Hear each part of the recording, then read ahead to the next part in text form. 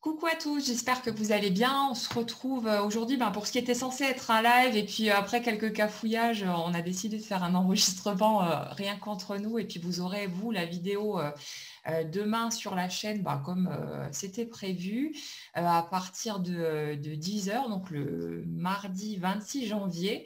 Et puis voilà, donc on va répondre aux questions qui ont été posées en essayant d'en aborder un maximum.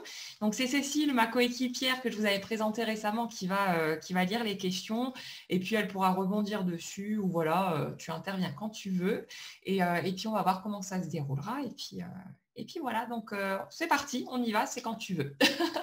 Et c'est parti. Donc, bonjour à tous. On commence avec Joanne, Joanne, a une question, enfin, pas une question, en fait, elle a besoin d'aide. Elle est toujours en colère.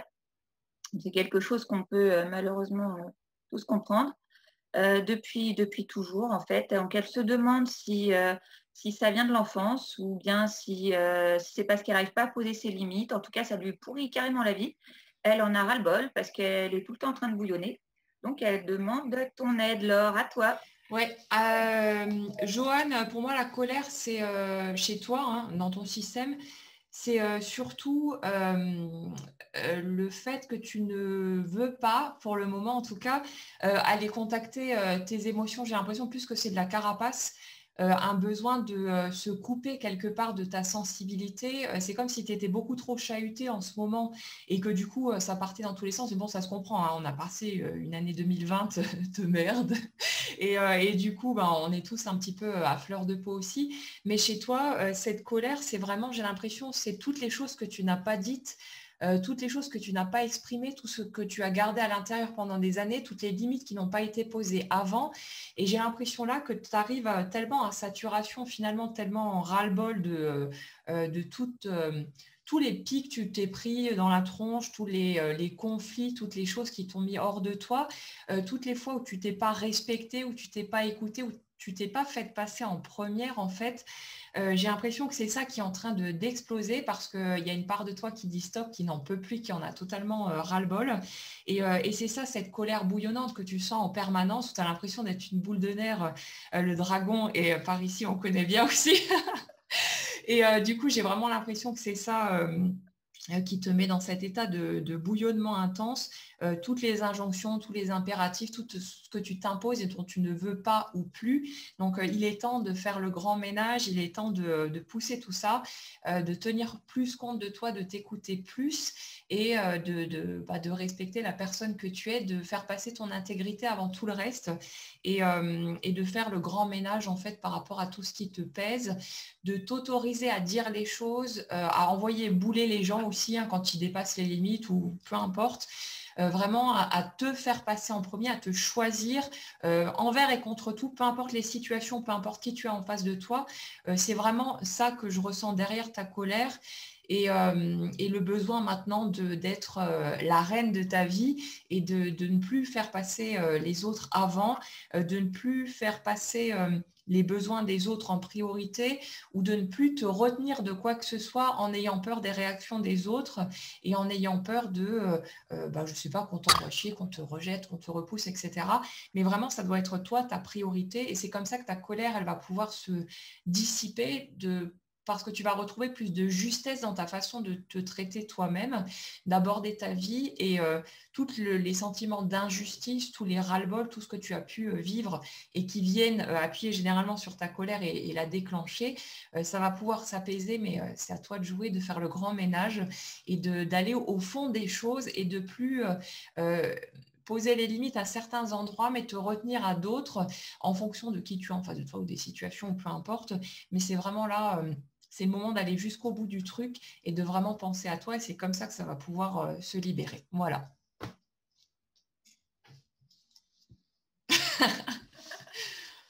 Impeccable. C'est bon? Ouais, nickel. Écoute, si tu as envie de Ouais. rebondir sur un truc ou quoi, te gêne pas. Et puis sinon, tu balances la question suivante et Non, tu on dis ça tellement enchaîne. bien.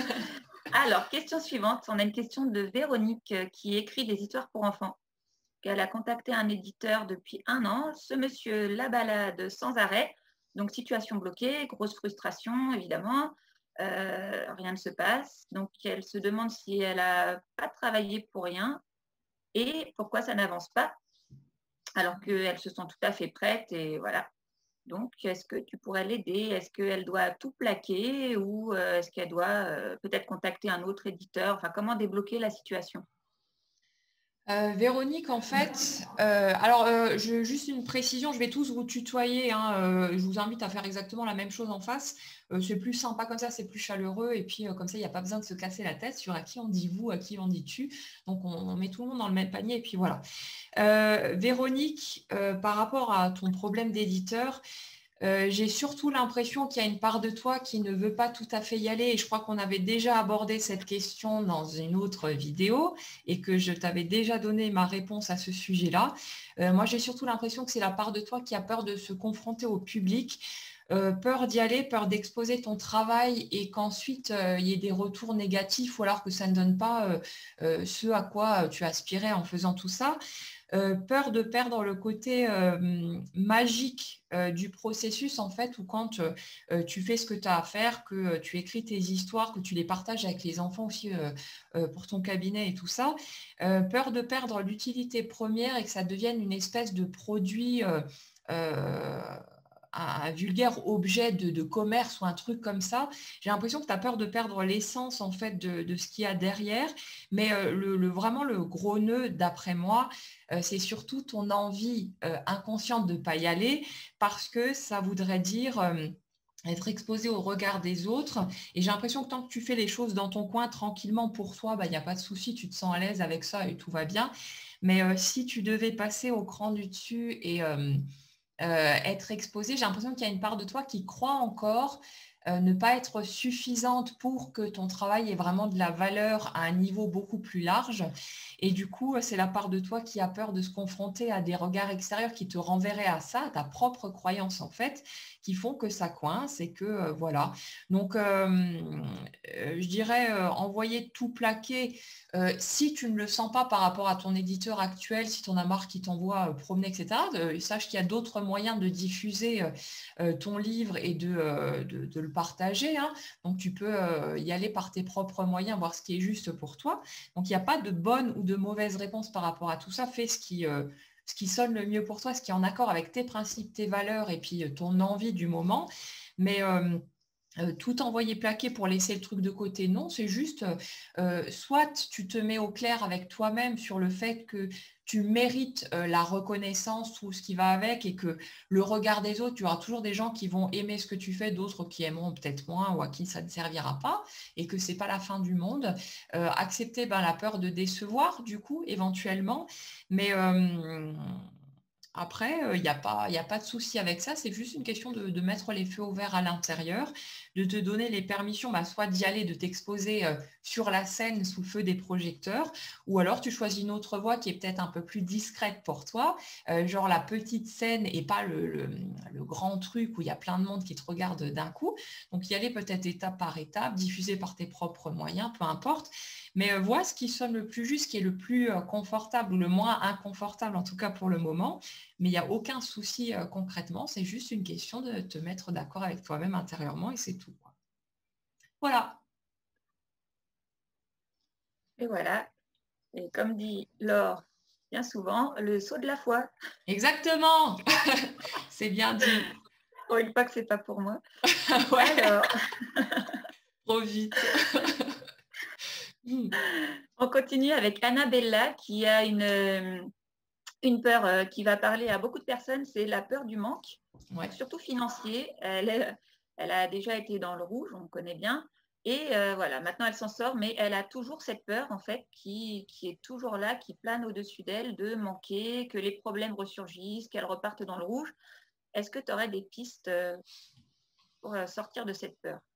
La peur, on n'en sort pas déjà, on la respire. Hein. Ça, je voulais rabâcher un nombre incalculable de fois et c'est souvent le sujet de nos conversations aussi. Donc, du coup, ouais, la peur, c'est naturel. Hein. En tant qu'humain, on essaye tous. Hein. On n'a pas envie d'y aller. Les émotions désagréables, c'est pareil. On essaie de se faufiler en douce et puis prendre la porte de sortie. Vite, on se débarrasse du truc, on le planque sous le tapis, mais ça ne marche pas. Donc, le truc, ça va être simplement d'accepter d'avoir la trouille. Hein. Ouais, ça nous arrangerait bien, on prend le balai et puis hop, on pousse discrètement le truc, mais ça ne marche pas comme ça. Donc la trouille, on accepte juste d'avoir peur en sachant que ce n'est pas la trouille qui fait que ça va se produire, si tu veux. Souvent, hein, et notamment quand on parle loi d'attraction, on a cette crainte de la pensée négative, cette trouille du sentiment négatif en se disant, oh mon Dieu, mais si je reste dans la peur, je vais attirer des catastrophes, ma vie va devenir un chaos total et puis ça va être juste horrible.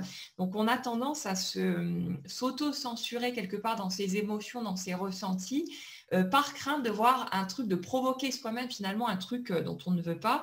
Et j'ai l'impression que c'est ça un petit peu qui a derrière ton espèce d'obsession hein, par rapport aux finances, la peur de la peur de la peur, et puis tu te mets dans une boucle comme ça où finalement tu auto-alimentes ton système et tu es tellement focalisé sur le manque et obsédé par ce truc que la vie est obligée de te donner ce que tu demandes quelque part. Hein. Mais c'est pas dans une optique de oh bah tiens, prends-toi ça dans la gueule. C'est surtout qu'à chaque fois que tu vis cette situation, tu as ton émotion qui est là, qui demande juste à être acceptée, à être ressentie, à être vécue au niveau du corps. Et chaque fois que tu fuis devant ta peur et que tu dis « Oh non, mon Dieu, je ne veux plus y retourner, etc. » Tu fais tourner en boucle ces scènes pour que tu puisses vivre ton émotion. Parce que c'est le fait d'accepter ton émotion, de dire « Ok, ben, j'ai peur, voilà, hop, je la sens dans mon corps, cette peur, etc. Elle fait ça et ça, mais c'est tout, ça s'arrête là. » Le fait de vivre ton émotion, de l'accepter au lieu de chercher à la fuir et à l'éradiquer, c'est ça qui va te permettre de faire bouger ton énergie et donc de faire bouger les situations que tu vis à l'extérieur. Ça, le truc du manque financier, je l'ai vécu pendant des années, hein, à toujours répéter les mêmes boucles exactement comme toi. Et un jour, j'en ai eu tellement marre, en fait, d'avoir toujours cette boule au ventre, d'avoir toujours ce stress et de retomber à chaque fois dans le même truc, que je me suis dit, j'ai dit à la vie, mais va juste te faire foutre. Il arrivera ce qu'il arrivera. Si je suis dans le rouge, ben, je suis dans le rouge. Voilà, il se passera ce qui doit se passer, mais j'en avais tellement marre que j'ai hissé mon drapeau blanc, j'ai lâché prise naturellement. La fois là, je me suis retrouvée avec un découvert mais phénoménal, et au lieu d'être dans le stress qui était là habituellement, je me suis mis à rire, mais vraiment, hein, c'était vraiment, j'arrivais plus à m'arrêter en fait. Et là, je m'en suis rendu compte que j'en avais plus rien à foutre. Je me suis dit, bah, tant pis, hein, il se passera ce qui se passera. Et là, ça a fait bouger des choses, ça a libéré quelque chose. Donc, chaque fois que votre peur revient, c'est une nouvelle occasion, et vous pouvez l'appliquer dans n'importe quel domaine. C'est une nouvelle occasion de pouvoir respirer votre émotion, de pouvoir l'accueillir sans chercher à en faire quoi que ce soit. Arrêtez de vouloir vous en débarrasser.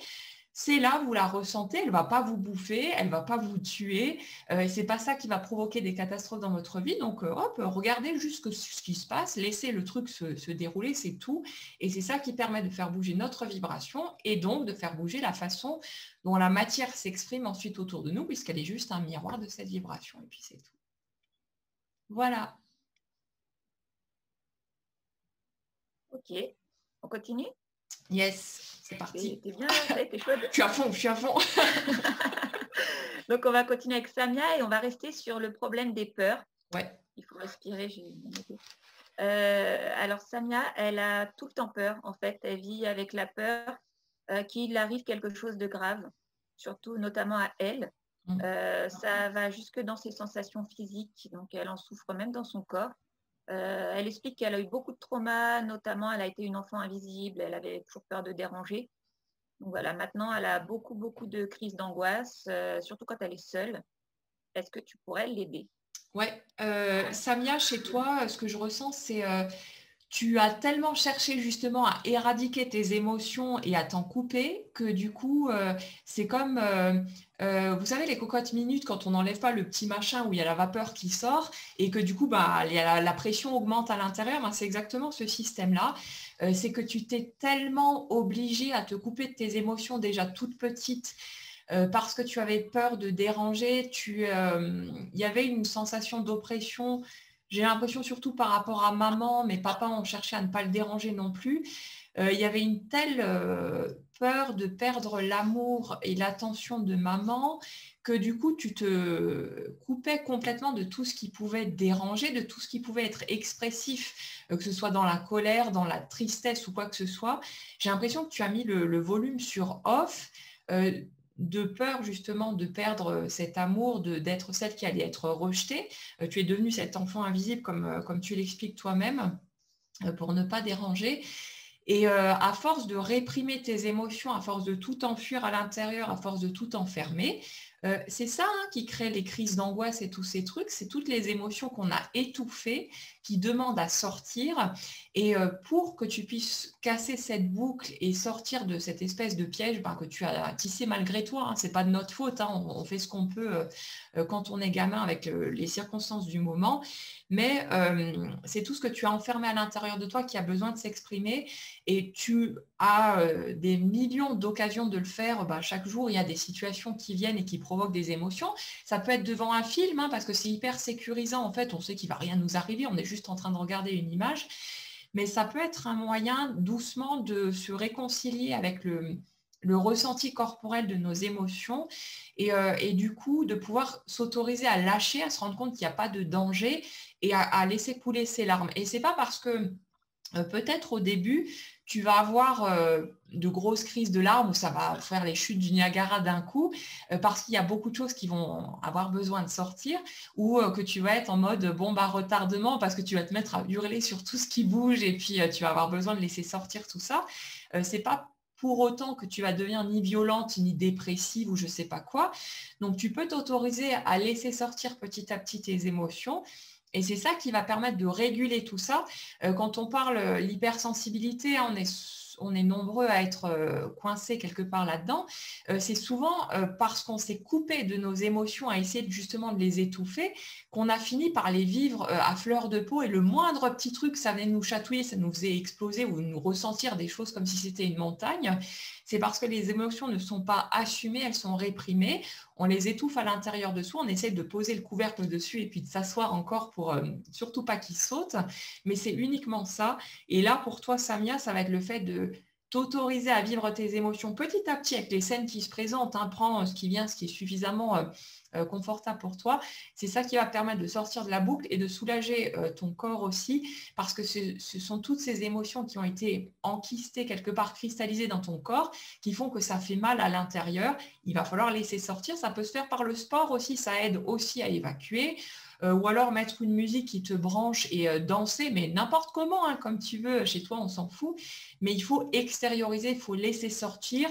Crie si tu as besoin de crier, pleure si tu peux, laisse sortir, mais trouve un moyen de commencer à lâcher tout ça parce que c'est ça qui te met une pression de ouf à l'intérieur et c'est ça qui fait que tu es tout le temps à fleur de peau et qu'il y a ces crises qui arrivent parce que ce sont ces émotions qui demandent à sortir et que toi, tu continues de chercher à enfermer. Voilà pour toi, Samia. Merci Laure. Mais de rien. On continue avec Véronique qui a un problème, un énorme problème qui doit mesurer à peu près 1m80, 80 kg. On voit bien le genre. Véronique, elle a un problème de Tanguy, c'est-à-dire que son fils adulte est toujours très très bien chez maman. Ouais. Il n'a apparemment pas d'ambition, pas de projet. Elle n'arrive pas à le motiver, elle n'arrive pas à le responsabiliser pour qu'il fasse sa vie, donc elle s'inquiète énormément. De plus, voilà, elle a l'impression de subir son fils. Voilà. C'est donc difficile. Oh, le boulet. Et ça pourrait t'arriver. Ouais, mais j'ai pas de fils, alors ça va. Tu parles une tanguette. Et voilà, le pire, c'est qu'elle elle n'a pas sa propre vie, elle est parasitée dans sa vie par ce fils. Elle en arrive même à culpabiliser, alors que ce n'est pas elle le problème. Elle a l'impression que son problème n'a pas de solution. Mais Véronique, je te rassure, s'il n'y a pas de solution, c'est qu'il n'y a pas de problème. C'est bien envoyé. À toi. Ouais, alors Véronique, pour moi, en fait, ton fils, il est juste en train de t'aider à te donner la permission de voler de tes propres ailes. Ça, on en a déjà parlé de toute façon. C'est pas... il est là pour t'aider à apprendre à poser tes propres limites parce que c'est quelque chose qui t'a toujours manqué, où il y a eu constamment justement hein, le rôle de la bonne maman. Hein, il faut se comporter bien, être bienveillante et surtout pas crier sur ses enfants et ce genre de trucs. Mettez tout ça à la poubelle. Hein, on n'en a rien à foutre.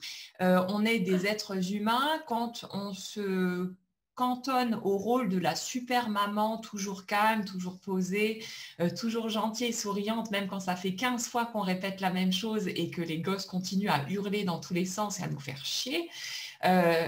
On est des êtres humains et là, vous leur apprenez juste à réprimer leurs émotions, à ne pas s'autoriser à être eux-mêmes. Donc, laissez tomber tout ça, arrêtez de vous prendre la tête, de culpabiliser. Donnez-vous le droit de péter un plomb, de crier. Vous avez le droit de leur expliquer aussi. Hein. Moi, quand je me mets à hurler à la maison comme un dragon, j'explique à ma fille quand j'y arrive, après, quand je me suis calmée, pourquoi je réagis comme ça. Et puis maintenant, du coup, ça passe comme une lettre à la poste. On finit même par en rire quand je commence à m'énerver et ça devient beaucoup plus léger. C'est peut-être plus difficile avec un adulte. Ouais, mais justement, adulte. Justement, Véronique, tu as ton fils adulte en face de toi qui te donne l'impression de ne pas être responsable, d'avoir aucune ambition, de rien faire de sa vie. Et à quoi ça te ramène? À la part de toi qui ne pose pas tes limites, qui n'a pas d'ambition, qui ne fait rien de sa vie ou rien comme elle aurait envie de le faire, parce que tu prends ton fils comme excuse pour ne pas te sentir coupable de vivre ta propre vie et de le laisser se démerder par lui-même en disant « Eh oh, il est temps que tu prennes les choses en main, allez, va faire ta vie, trouve-toi un appart, trouve-toi un job et puis démerde-toi. » Tu ne le laisses pas à sa responsabilité parce que ça te fait culpabiliser et juste parce que tu cherches encore à remplir cette étiquette, à cocher les petites cases de la bonne maman, mais il est temps que tu prennes les choses en main, que tu te donnes le droit, que tu te sentes légitime à vivre ta propre vie. Tu as fait ton job, tu as fait ton taf, tu as fait ce qu'il fallait pour ton fils, pour lui donner des clés pour qu'il puisse avancer. Et quelque part, le cadeau que tu peux lui faire maintenant, c'est de t'autoriser toi-même à vivre ta vie comme tu en as envie, sans plus tenir compte de lui, parce que du coup, il y a une espèce de jeu de miroir entre vous deux qui fait que ton fils se sent coupable à l'idée d'abandonner maman, comme s'il pensait que s'il va faire sa vie par lui-même, s'il avance, etc., s'il sort du cocon familial du foyer, qu'il va te rendre malheureuse au possible parce que toute la vie de maman est basée sur ses enfants, parce que maman a toujours été au service de ses gosses et qu'est-ce qui va lui rester si jamais les enfants ne sont plus là dans ses pattes. Et j'ai l'impression qu'il y a un jeu comme ça entre vous deux qui fait que ton fils s'imagine qu'il va te rendre malheureuse au possible si jamais tu n'as plus besoin de t'occuper de lui, alors que vous êtes juste en train tous les deux d'étouffer quelque part. Et que quand tu vas te donner le feu vert, la permission pour aller vivre ta propre vie, faire les choses comme tu en as envie, lui va se dire c'est bon, maman, elle est heureuse, hop, je peux aller faire ma vie et je peux aller vivre ce que j'ai envie de vivre aussi. C'est peut-être inconscient, j'en sais strictement rien, mais en tout cas, il y a un truc comme ça entre vous deux et c'est à toi de te donner le feu vert à toi-même pour vivre les choses comme tu en as envie et tu vas voir que ton fils, il se débrouillera très bien par lui-même.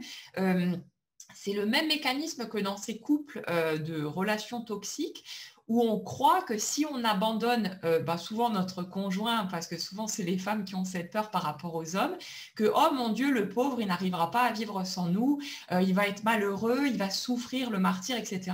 Et puis finalement, quand on se décide à quitter l'autre, on voit qu'il se démerde mais super bien tout seul, qu'il trouve ses solutions par lui-même et que c'est pas l'espèce d'assisté qu'on avait imaginé comme un nourrisson qui serait pas capable de vivre sans sa maman. Hein. Donc là, on tombe des nues, on se dit oh mais quel connard, finalement, il se débrouille très bien et moi, j'ai sacrifié ma vie pendant des années à rester dans ce couple de merde parce que j'ai cru que... Et en fait, non, l'autre, il se débrouille très bien sans nous et c'est pareil avec les enfants. Souvent déjà plus tôt aussi où ils sont capables d'être autonomes et sinon on continue à les couver parce qu'on veut être la bonne maman et être sûr qu'on en a fait assez, ce genre de truc. Mais non, ils savent se démerder par eux-mêmes, il faut juste les laisser faire et se donner à soi-même le droit de vivre sa propre vie de femme aussi, dans sa vie professionnelle, sa vie amoureuse, tous ces trucs-là. Et on n'a pas à les porter jusqu'à ce qu'ils aient 40, 50, 60 ans et que nous, on soit comme une momie à être passé à côté de notre vie et à rien avoir vécu, quoi. Mais donnez-vous le droit de vivre votre vie comme vous le souhaitez. Évidemment, j'entends ce que je me dis à moi-même parce que ça va me permettre de l'appliquer un peu plus aussi. Et du coup, voilà. Mais non, Véronique, vas-y, donne-toi les feux verts et tu vas voir que ça va très bien s'équilibrer. Lâche ta culpabilité. Mets-la au placard, elle n'a pas lieu d'être. Tu as fait ton job, tu as fait ce qu'il fallait en tant que maman. Donc maintenant, laisse-le vivre sa vie et laisse-le se débrouiller par lui-même. Voilà. Super. Réponse très passionnée, hein, on sent le vécu. Ah ouais, grave. Totalement. Ah ben, on va continuer sur les rapports parents-enfants avec Sylvie. Ouais. Sylvie qui se pourrit la vie avec cette bonne vieille loyauté familiale qu'on connaît tous et qu'on chope tous à la naissance. Donc, elle se demande maintenant, parce qu'elle culpabilise de mieux réussir que ses parents, elle culpabilise de ne pas suivre la lignée familiale, elle culpabilise voilà, de tout.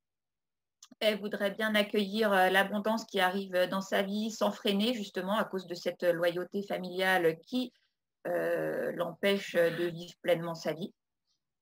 Donc, elle se demande si elle mérite vraiment sa réussite, si elle mérite vraiment l'abondance, si elle mérite vraiment la vie qu'elle veut. Et elle se sent perdue de ne pas réussir à accueillir tout ça. Ok. Alors, Sylvie, si tu es maman toi-même, tu vas pouvoir retourner le truc.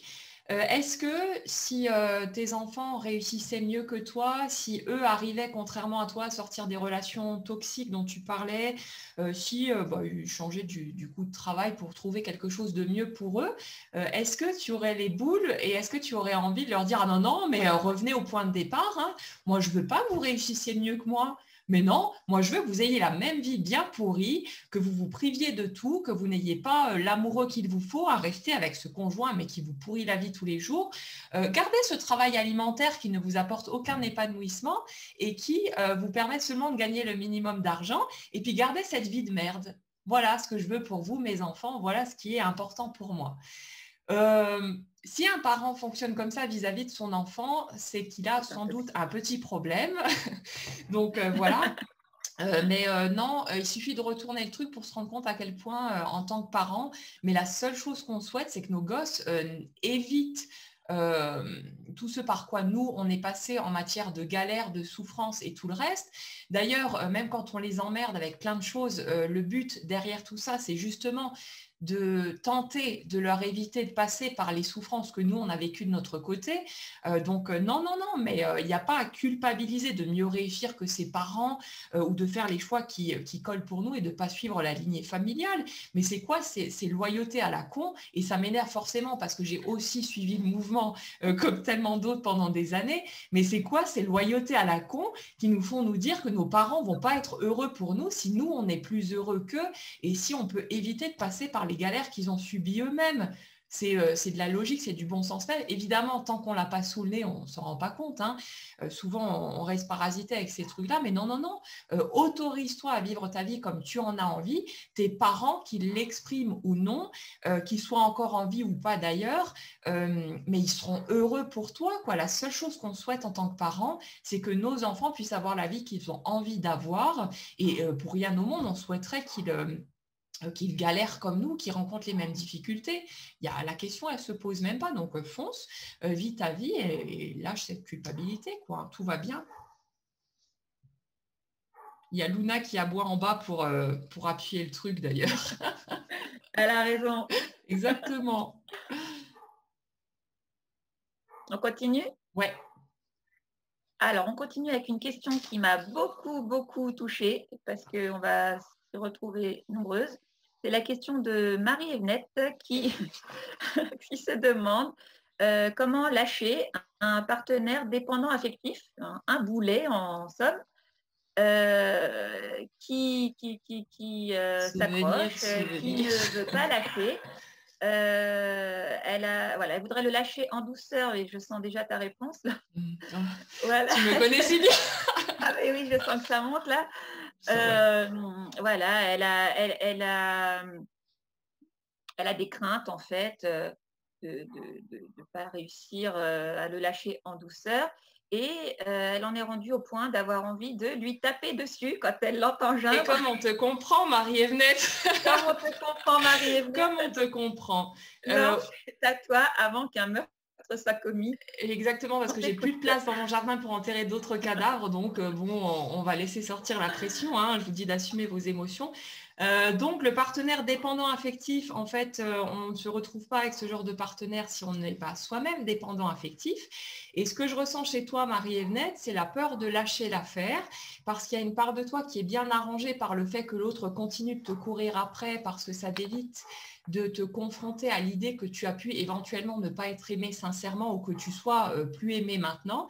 Donc, c'est la part de toi qui s'accroche encore au fait de vouloir être aimé par l'autre parce que ça te rassure quelque part en attendant peut-être d'avoir trouvé un autre partenaire qui te convienne mieux, ce genre de truc, qui refuse de couper totalement le lien.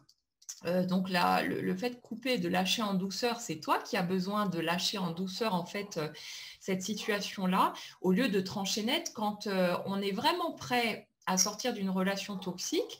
Je vous assure qu'on fait les choses de façon très nette et très tranchée. Il n'y a pas d'hésitation, c'est clair, net et précis, et il n'y a aucune difficulté à couper le lien à partir du moment où on est dans cette espèce d'hésitation de oui, mais comment je vais faire parce que ça va le faire souffrir, etc. C'est juste notre propre peur de souffrir qui est derrière. Et l'envie de lui taper dessus, c'est pas sur lui que tu as envie de taper, c'est sur toi. Parce que tu n'arrives pas toi-même à trancher le lien et que tu te sens limite coupable par rapport à ça, que tu te regardes de travers par rapport à tout ça.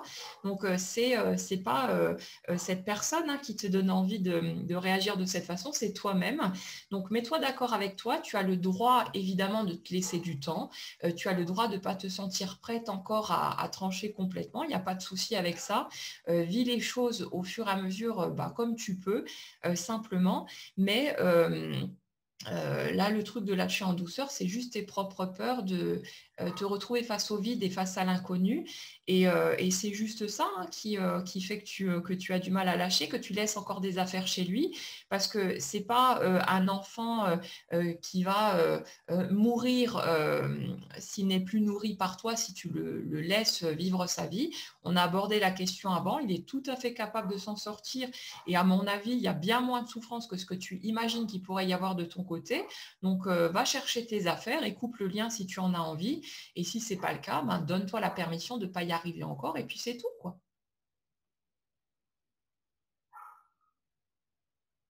Et Luna confirme encore. Ouais, il faudrait peut-être que ça s'arrête.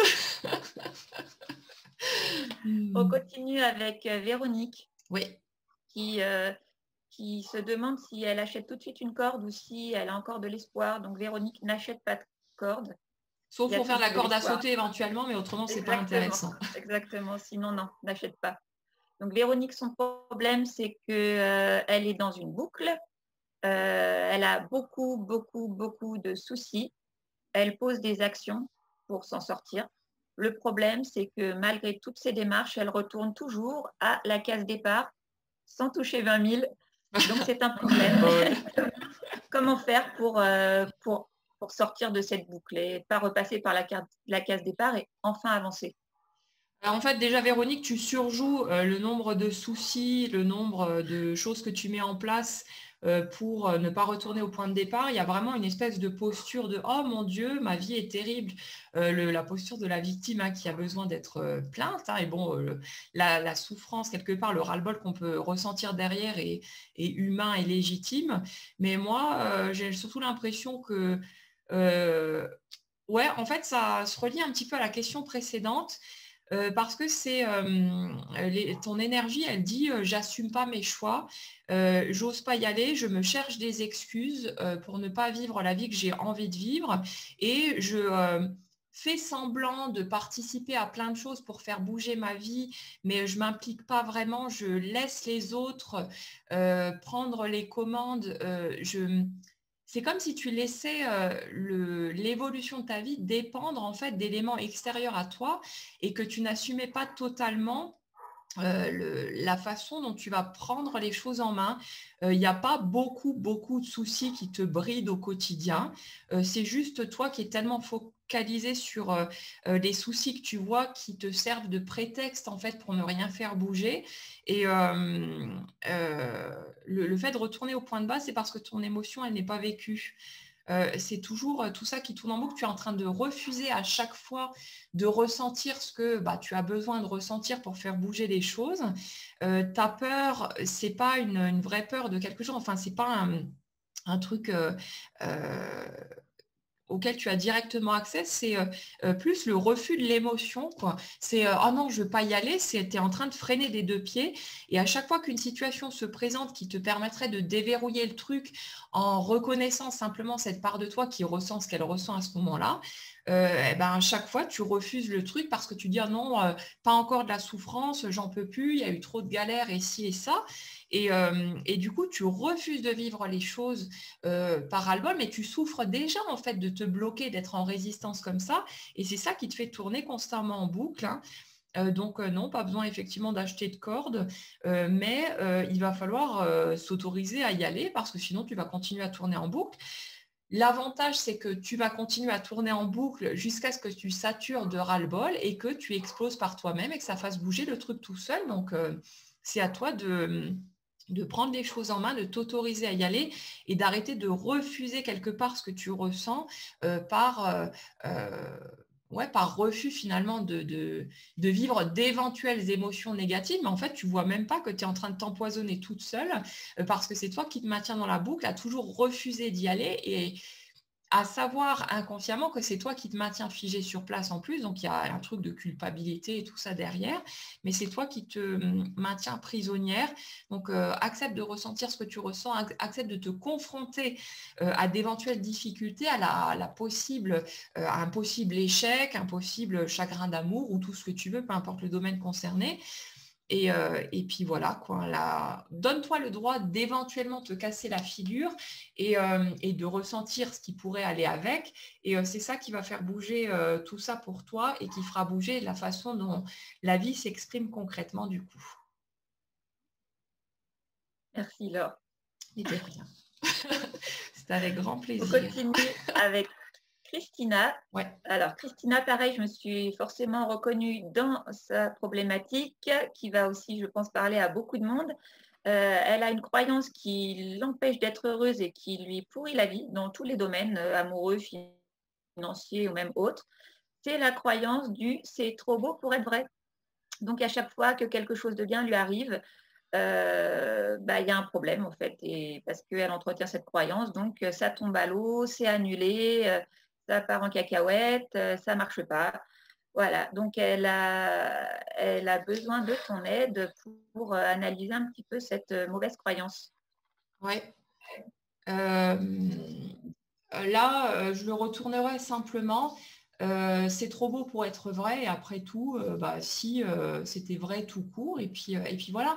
Le truc, c'est que derrière ton idée là de c'est trop beau pour être vrai, chez toi, Christina, il y a une notion de mérite, une notion de quelqu'un qui croit qu'elle doit encore gagner des points pour, en gros, mériter sa place au paradis, hein. Donc le paradis terrestre, vous le collez où vous voulez sur le domaine amoureux, financier, le job de vos rêves ou peu importe. Mais il y a cette notion de oui, mais avec le peu d'efforts que j'ai fait ou le chemin parcouru, peut-être que c'est pas suffisant avec le peu de valeur que j'ai. Comment est-ce que la vie pourrait vouloir me donner tous ces cadeaux? Chez toi, ça se dessine comme ça, Christina. Il y a vraiment une notion de décalage par rapport à la façon dont tu te perçois. Et j'ai l'impression que tu t'estimes pas suffisamment bonne. Vous le collez dans tous les sens où ça vous parlera. Mais j'ai vraiment l'impression que tu estimes que tu n'es pas suffisamment à la hauteur, pas suffisamment bien. Pas encore, en tout cas, c'est comme s'il y avait une perception, si tu veux, de la progression qu'il y a eu par rapport à qui tu étais il y a X mois ou X années, peu importe, mais que tu étais encore pour toi en dessous de la barre où on commence à mériter les cadeaux de la vie.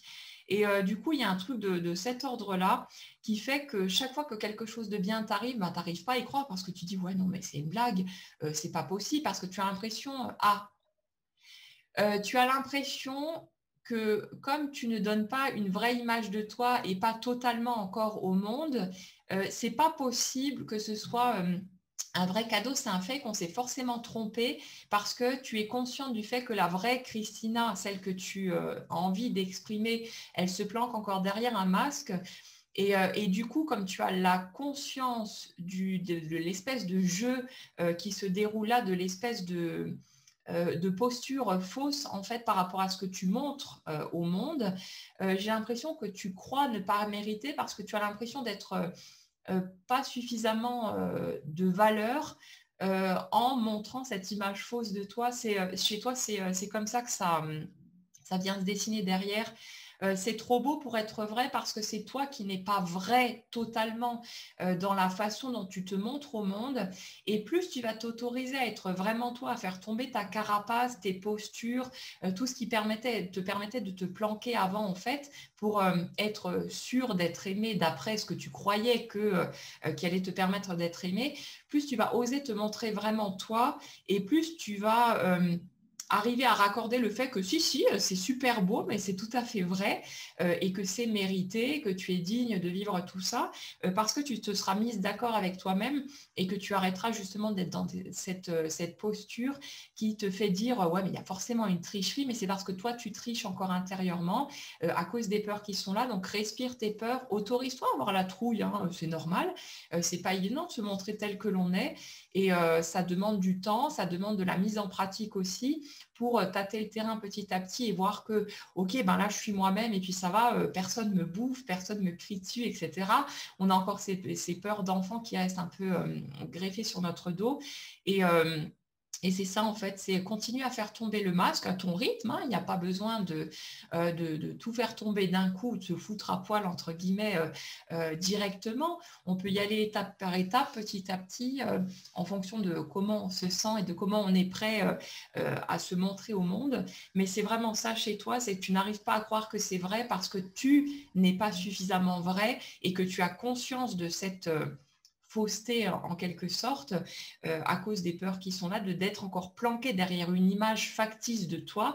Et plus tu vas lâcher ça et plus tu vas pouvoir arriver à croire que ce qui se passe devant toi, quand c'est beau, quand c'est bien, quand ça se passe bien, que si, c'est tout à fait vrai et c'est aussi vrai que toi, c'est juste ça en fait. Voilà. Parfait. C'est bon? Ouais, c'est tout bon. Ok. Alors, on va rester dans le thème de la peur et peut-être aussi de voilà, de pas être suffisante, de pas être choisie avec Isabelle qui est très inquiète pour son avenir sentimental. Ça la stresse énormément. Elle a peur elle voit pas comment elle peut faire des rencontres. Elle a peur de l'inconnu. Elle a peur de l'incertitude. Voilà, elle se fait beaucoup de soucis. Et elle voudrait savoir comment être plus sereine pour son avenir sentimental. Mais il n'y a pas moyen d'être plus sereine, en fait, Isabelle. Là, en fait, pour sortir de ta boucle, il va falloir accepter que tu n'auras de toute façon aucune garantie et que effectivement, tu pourrais ne rencontrer personne, que ce soit à cause des épisodes actuels et par rapport à tout ce qui se passe. Mais il faut te dire qu'effectivement, ça pourrait ne pas arriver et accepter de jongler avec finalement cette possibilité que ça marche ou pas. Donc, il y a ce besoin d'accepter d'aller regarder ta peur en face et d'accepter de jongler avec la vie et de vivre les choses comme tu les vis, mais sans avoir aucune certitude de quoi que ce soit et sans avoir la possibilité d'être rassuré sur le fait que tu vas effectivement et de façon sûre pouvoir vivre ce que tu souhaites vivre. Va respirer ta peur, accepte ta peur et donne-toi le droit d'avoir la trouille, hein, et puis il va falloir apprendre à faire avec ça. C'est applicable, hein, évidemment dans tous les domaines, mais c'est vraiment l'idée que il n'y a pas une posture ou quoi que ce soit qui permettrait d'avoir la certitude que notre vie va bouger comme on le souhaite. On n'en sait foutrement rien. Et c'est le fait d'accepter cette incertitude, ce côté impermanent de la vie, qui va nous permettre de trouver un peu plus de fluidité, un peu plus de sérénité aussi. Et puis c'est ça qui nous permet de faire bouger les choses après au niveau de l'énergie, puis au niveau de la matière en suivant. Voilà, voilà. Alors, je crois que j'ai un petit souci avec ma caméra. Oui, tu es figé. Voilà, voilà, c'est bon, je suis là, je bouge de nouveau. J'ai fini avec le mode statut. Formidable. J'étais inquiète. Mais vous avez entendu quand même, le son, c'était là. Hein. Oui, le son, ah, ok, bon. Alors ça va, tout va bien. En fait, je parlais avec mon esprit directement à la caméra. On a fait une nouvelle expérience. Ok, on continue avec Stéphane, qui voudrait savoir quel levier actionner pour sortir de son état d'esprit négatif, à savoir qu'il a l'impression que tout lui tombe sur la gueule, et il a mis des petits points, mais bon, n'ayons pas peur des mots. Ah ouais, non, ici on parle franchement, arrêtez de vous censurer avec les mots, il n'y a pas de souci. Acculé par les événements extérieurs de la vie, il a l'impression que ça lui tombe dessus et que voilà, qu'il ne peut rien y faire. Donc, il va savoir comment sortir de cet état d'esprit négatif. Le truc, c'est déjà pourquoi vouloir sortir de cet état d'esprit. Dans ta question, Stéphane, j'ai l'impression que le désir de sortir de cet état d'esprit, c'est surtout par la peur de continuer à alimenter ton système dans le même sens et de faire que tu vas continuer à attirer à toi des situations pas très cool.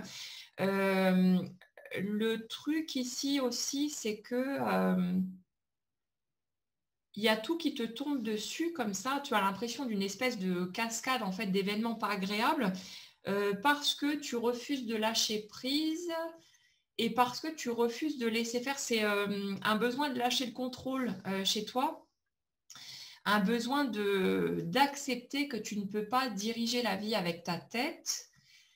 Tu as l'énergie de quelqu'un qui a essayé pendant peut-être des années de diriger sa vie, sûrement en passant par la loi d'attraction et tous les trucs habituels qu'on a tous expérimentés sans doute. Mais tu as l'énergie de quelqu'un qui a essayé de contrôler sa vie pendant des années pour la figer dans quelque chose de positif, pour tenter d'éviter les choses moins agréables. Et ça, on l'a tous fait aussi, évidemment. Personne n'a envie de vivre des choses désagréables. Mais là, du coup, il y a tout qui te tombe dessus en cascade pour te dire non, tu contrôles rien. Pas pour dans une espèce de posture de regarde, je suis la vie, je suis supérieur à toi, qui es-tu, pauvre humain, pour croire que tu peux me diriger.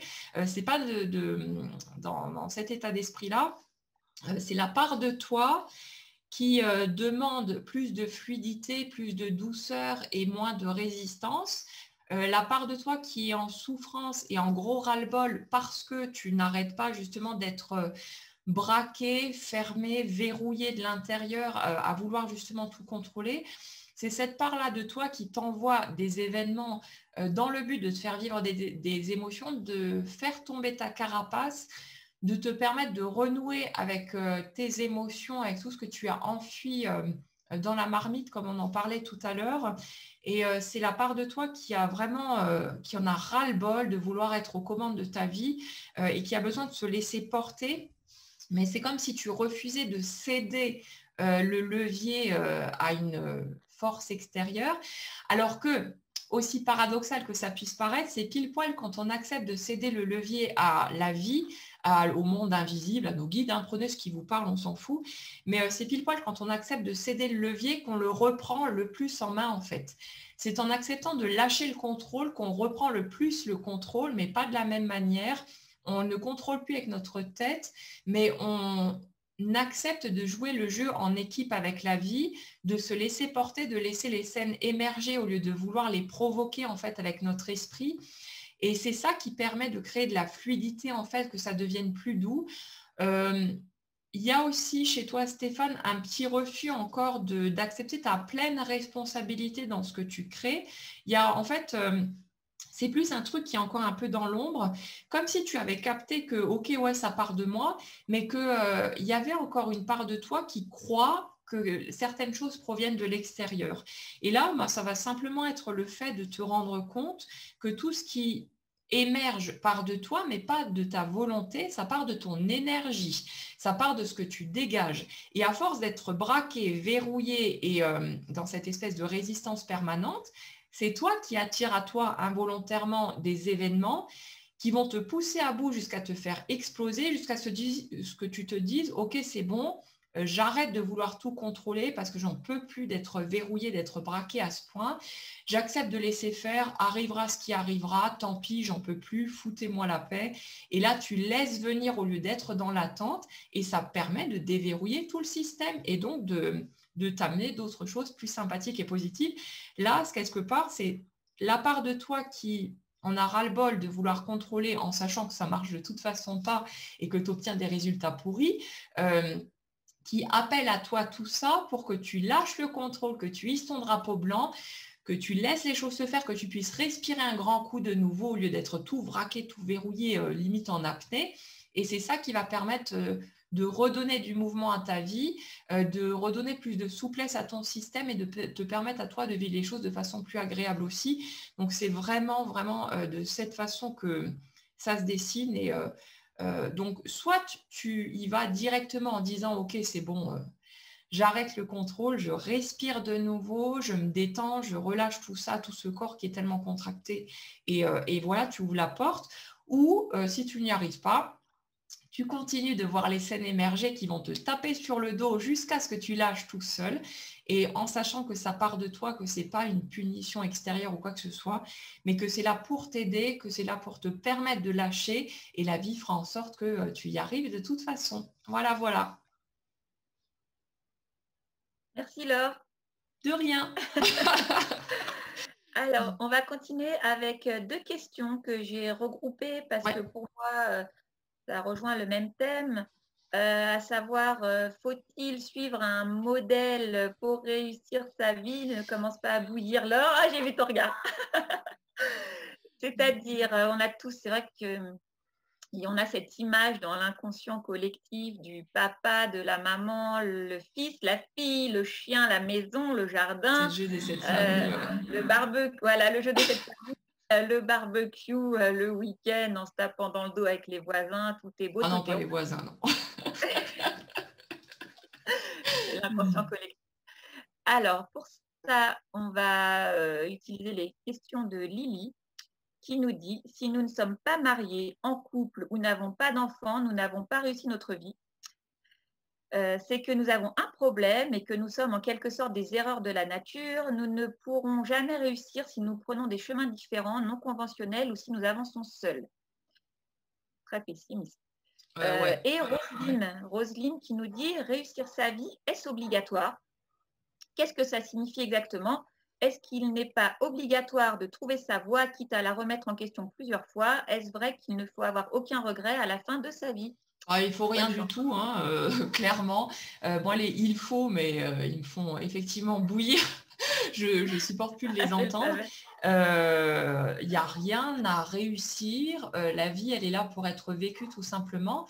La notion de réussite, elle est hyper subjective en fait. C'est à chacun d'entre nous de définir comment il estime réussir sa vie, mais ce n'est pas quelque chose d'extérieur à nous, comme s'il y avait une espèce de vérité absolue, un mode d'emploi à suivre et qu'il fallait passer par certaines voies parce que sinon, on arrive à la fin, on se dit « oh, zut, j'ai raté ma vie parce que j'ai pas vécu le couple comme ci ou comme ça, parce que j'ai divorcé, parce que j'ai changé 50 fois d'emploi, parce que ceci, parce que cela. Une vie, ça ne se rate de toute façon pas. Nous, on peut estimer avoir raté quelque chose parce qu'on aurait voulu vivre les choses de telle ou telle façon et que du coup, on ne les a pas vécues. Mais si on est là à se poser la question, c'est qu'on a encore le temps, qu'on est vivant, qu'on a les moyens de faire changer les choses. Donc peut-être qu'on a l'impression d'être dans une espèce de voie de garage où on est en train de rater notre vie parce qu'on aimerait vivre certaines choses et qu'on n'est pas en train de les vivre et que du coup, on a le sentiment de passer à côté, mais ça reste un sentiment personnel. En même temps, ce qui émerge autour de nous, c'est ce qui correspond à notre vibration. Si on était en mesure de vivre les choses qu'on a envie de vivre à tous les niveaux, on serait déjà en train de les vivre. Donc, on n'est pas en train de passer à côté de quelque chose. En fait, derrière la question, il y a la notion de oui, mais normalement, avec tout le chemin que j'ai fait, je serais censée vivre là autre chose maintenant, déjà, tout de suite. Et comme je ne suis pas en train de le vivre, je me dis que j'ai dû louper quelque chose, que je suis en train de me planter, que j'ai pas compris la leçon, que j'ai loupé le coche ou je ne sais pas quoi. Et on a l'impression de rater sa vie. Mais on est en train de rater rien du tout en fait. C'est juste qu'on n'est pas prêt, peut-être, pas tout à fait, parce qu'on vit exactement ce qui se dégage de nous. C'est vraiment un strict miroir quelque part. Et on n'est pas on n'a pas... il n'y avait pas d'autre chemin qu'on aurait pu prendre, une espèce de chemin parallèle qu'on aurait pu prendre plus tôt pour arriver déjà maintenant à ce truc qu'on veut vivre. Et genre, ah ben non, on a pris la mauvaise bifurcation, donc du coup, on se retrouve là à attendre, à ne pas vivre ce qu'on a envie de vivre parce qu'on s'est planté quelque part en chemin. Il y a juste le chemin qu'on a fait, les étapes qu'on a franchies et concrètement par rapport à ce qu'on a vécu, ce qu'on a appris, c'est les seuls choix qui étaient envisageables pour nous à ce moment-là. Donc, si on n'est pas déjà en train de vivre ce qu'on aimerait vivre, c'est juste qu'on a peut-être encore certains caps à passer, certaines émotions à ressentir. Et bien sûr que c'est rageant, et je suis la première à pisser quand j'entends ce genre de truc, parce qu'on en a ras-le-bol d'être dans l'attente, on en a marre de ne pas vivre ce qui compte pour nous, de ne pas avoir la vie qui ressemble à ce qu'on voudrait vraiment finalement. Et du coup, c'est insupportable pour nous parce qu'on a déjà cheminé, on a fait tomber tellement de croyances, on a fait tomber tellement de peurs, on a fait un chemin de fou pour mieux s'accepter, pour intégrer toutes les parts de notre humanité, toutes nos facettes. Et on se dit, mais bon sang, avec tout ce chemin que j'ai fait, mais pourquoi est-ce que je ne suis pas déjà en train de vivre ce que j'ai envie de vivre? On trouve ça injuste, on est en colère. Donc, tout ce que je vous invite à faire, ce qui me semble le plus judicieux de mon côté, c'est simplement de vous autoriser à ressentir ce que vous ressentez, mais en vous mettant bien dans la tête que vous n'avez rien raté, que vous n'êtes pas passé à côté de quelque chose, que vous n'avez pas loupé un morceau dans la leçon et que du coup vous êtes vautré en cours de route et que vous seriez censé vivre autre chose maintenant. Non, vous avez la possibilité de vivre des choses différemment maintenant, en continuant à remettre en question quelque part votre système de croyance, en changeant d'angle de vue. Et je vous en ai parlé dans une publication Facebook récemment pour un exercice que je vous ai proposé pour une prochaine vidéo ou un podcast, peu importe, on verra. Mais c'est le fait de changer quelque part son angle de vue par rapport à ce qu'on tient pour vrai qui permet de faire la bascule et d'ouvrir la porte, si vous voulez, à d'autres possibilités. On va prendre un exemple concret pour illustrer, ce sera plus clair comme ça. La personne qui est dans la posture de celle qui n'est jamais choisie, qui est toujours laissée au second plan, qui est toujours rejetée, qui n'est pas aimée ou je ne sais pas quoi, la personne qui croit ça parce que en étant dans sa vie depuis l'enfance, elle a enregistré un certain nombre de scènes et elle a fini par construire l'image de qui elle est sur ce modèle-là. Cette personne va inconsciemment faire en sorte de reproduire ce système tout au long de sa vie et surtout ça va s'imprimer notamment dans la vie amoureuse, mais ça peut aussi se calquer sur la vie professionnelle ou autre. Et elle va chaque fois, si vous voulez, attirer à elle involontairement, inconsciemment, des situations qui vont lui permettre de valider son idée, sa croyance, qui lui font penser qu'elle est toujours celle qui n'est pas choisie, qui est laissée au second plan, qui n'est pas aimée, etc., ou pas suffisamment en tout cas. Et ça, en fait, ces scènes, elles se reproduisent parce qu'il y a peut-être des émotions qui n'ont pas été vécues, la douleur justement de se sentir rejeté ou de se sentir laissé au second plan, de se sentir pas aimé, pas choisi, etc. Donc, on va reproduire les scènes jusqu'à ce qu'on puisse pleurer ces larmes-là et pas pleurer notre peur de souffrir encore parce que oui, mais on l'a déjà vécu 15 fois et ainsi de suite. Et on refuse finalement d'aller vers cette émotion.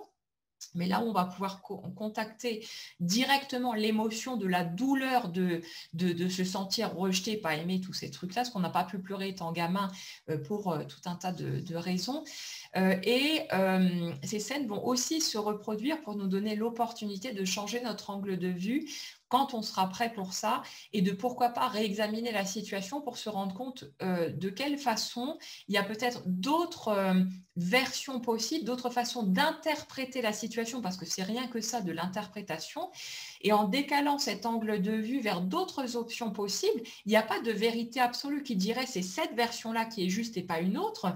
Tout est filtré, tout est interprété, mais le fait d'ouvrir la porte à d'autres possibilités, que peut-être je vis la situation comme ci ou comme ça parce qu'il y a telle ou telle autre raison qui peuvent faire que, et non l'idée que je suis encore rejetée, l'autre en train de me rejeter, ne me choisit pas, etc.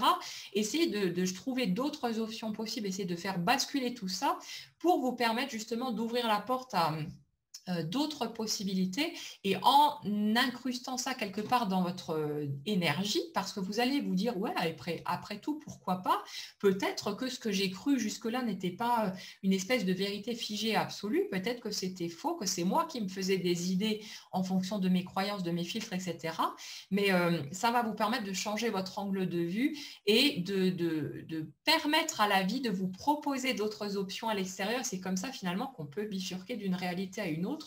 Et voilà. Alors, je ne sais plus du tout pourquoi est-ce que je suis partie dans cette direction, mais il n'y a rien à réussir. Oui, il n'y a rien à réussir. Il n'y a pas d'endroit où vous êtes censé être alors que, pauvre imbécile que vous êtes, vous vous êtes trompé de chemin quelque part et du coup, vous avez pris la mauvaise voie et du coup, vous n'êtes toujours pas à ce truc que, mais si, vous devriez le vivre. Mais non, en fait, il y a juste le chemin qu'on vit maintenant et parce qu'on est en vie, on a la possibilité maintenant, avec qui on est aujourd'hui, avec nos croyances d'aujourd'hui, de continuer à remettre en question ce système, ce qu'on tient pour vrai, d'utiliser les scènes qui se présentent et celles qui se sont présentées avant. On peut regarder aussi ce qui nous a piqué, ce qui nous a bouleversé, etc., pour s'ouvrir à d'autres options, pour revisiter la manière dont on filtre notre vie. Et c'est ça qui nous ouvre la voie à d'autres chemins et qui permet de faire basculer sa réalité. Mais pour revenir sur la question de base, non, il n'y a rien à réussir, il y a juste à vivre sa vie comme nous, on le souhaite. Et en partant du moment présent, de voir comment est-ce qu'on a envie de faire bouger les choses maintenant, qu'est-ce qu'on veut, et de faire bouger notre système en fonction de ce dont on ne veut plus. Voilà, voilà. Je ne sais pas si j'ai été claire, sinon tu me le dis, mais c'est... ouais, c'est... Ah non, ça va, c'était clair. Et comme tu le dis toujours, les cases et les modèles, c'est mal. Exactement, c'est pas que c'est tellement mal, mais on n'en a rien à foutre, il n'y a pas de modèle Voilà. à suivre, et puis chacun vit sa vie comme il l'entend. Il faut faire sauter toutes ces injonctions, tous ces trucs qui nous ont pourri la vie à un bon nombre d'entre nous pendant des années. Mais c'est fini tout ça. Vivez votre vie, cochez les cases que vous avez envie de cocher et pas celles qu'on vous a dit que parce qu'il fallait vivre sa vie comme ça ou comme ça, mais on s'en fout, quoi. Exactement. On continue avec Christelle qui a un problème de dépendance affective avec un collègue. Ça fait 10 ans que ça dure. Donc, ce monsieur, il l'utilise de temps à autre quand lui a envie. Et il veut rien de plus, quoi. Ça lui convient très bien comme ça. Sauf que c'est une situation qui peut aussi convenir quand on l'a choisi. Mais Christelle, ça ne lui convient pas. Elle en souffre parce que elle se sent complètement bloquée sur cet homme qui finalement la traite comme un objet. Oui. Elle a essayé beaucoup de choses, comme couper les fils, l'hypnose, d'autres choses. Il n'y a rien y fait. Ça fait quand même 10 ans que ça dure. Elle ne veut pas changer de travail, mais elle aimerait bien se libérer de cette emprise. Elle a vraiment l'impression que cet homme a du pouvoir sur elle. Elle se sent vraiment sous emprise et du coup, elle peut pas, elle s'autorise pas à aller voir ailleurs, à trouver un homme qui l'aimerait comme elle le mérite. Et c'est quelque chose qui la fait souffrir. Donc, ouais. à toi.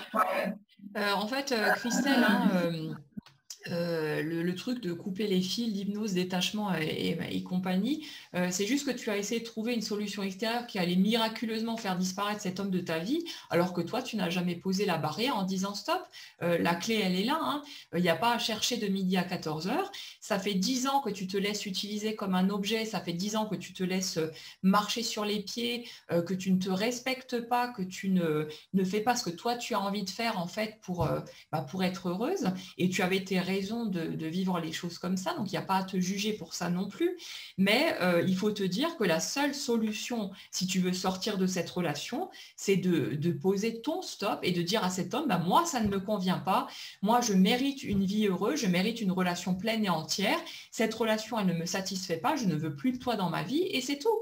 Là, tu as juste peur de te retrouver toute seule, tu as peur de ne plus recevoir ta dose d'amour quelque part. Encore, c'est pas de l'amour, hein, c'est juste, vulgairement parlant, tu sers de vide-couille et puis c'est tout. Donc, au bout d'un moment, il faut savoir ce que tu veux. Si tu en as marre de cette situation, parce que tu es en train de te mettre carpette toi-même à ne pas te respecter, c'est à toi de dire non, moi maintenant, je veux m'aimer suffisamment pour ne plus accepter ce genre de choses.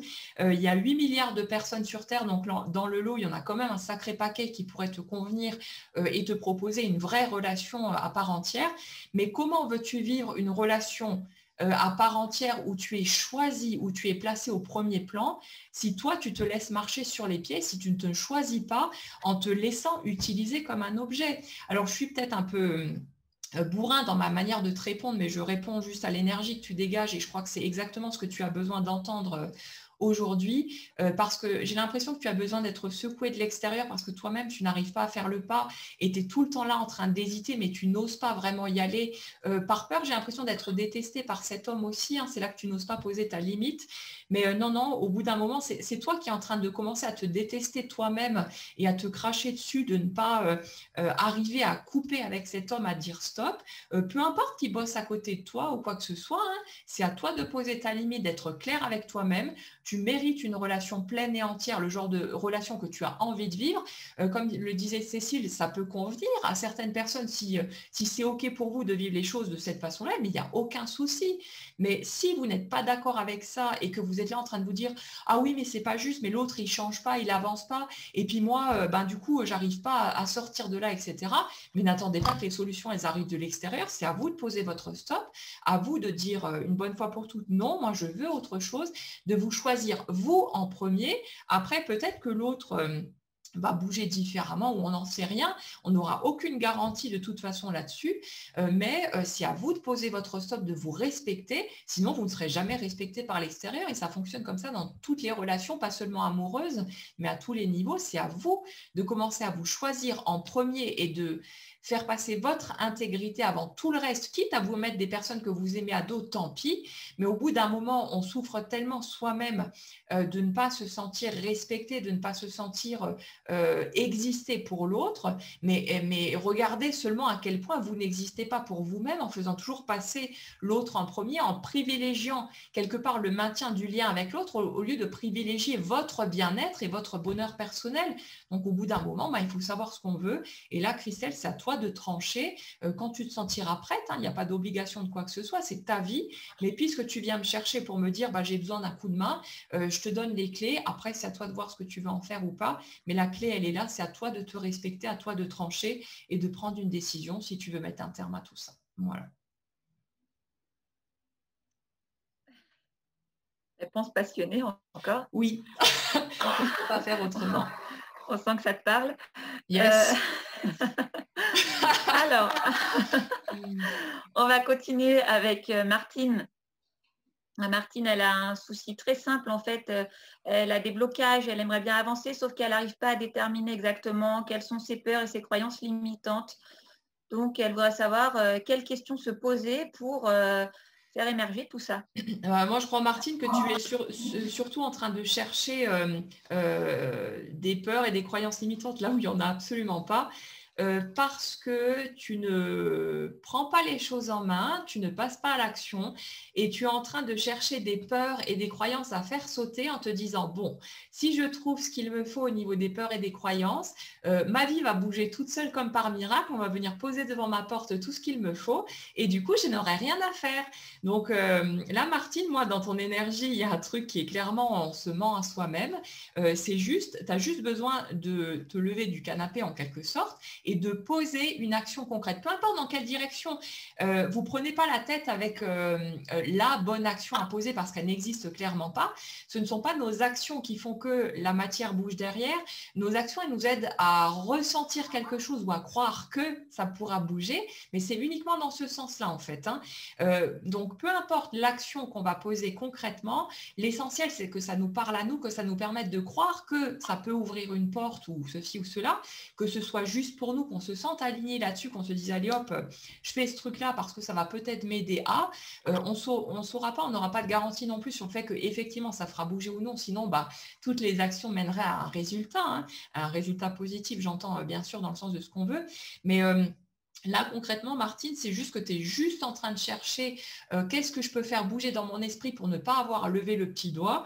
Et c'est en te levant du canapé, en commençant à poser une action concrète dans le sens de ce que tu veux, même si c'est une bricole, on s'en fout, mais fais quelque chose de concret. Il n'y a pas de peur qui te bloque, il n'y a pas de croyance limitante à faire sauter.